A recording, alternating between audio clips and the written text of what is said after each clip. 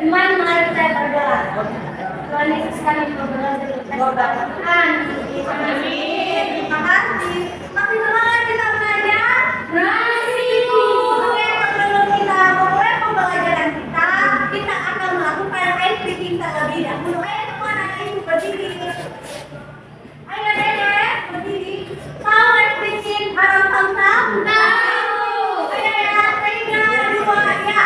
Haram sam-sam, haram sam-sam, guli guli guli guli guli haram sam-sam, haram sam-sam, haram sam-sam, guli guli guli guli guli haram sam-sam, Anabi, Anabi, guli guli guli guli guli haram sam-sam, Anabi, Anabi, guli guli guli guli guli haram sam-sam. Oke, silakan hidup semua ya. Sekarang kita akan belajar materi seperti apa daerah tempat tinggal dahulu.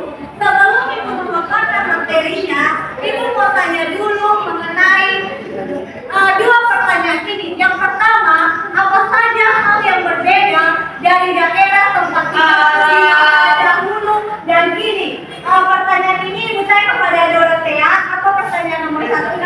Apa saja hal yang berbeda dari daerah tempat tinggal Nah, kalau daerah tempat tinggal dahulu dan masa kini mungkin pada zaman dahulu tidak banyak polusi, Ibu. Sekarang sudah banyak polusi. Oke, betul sekali ya. Untuk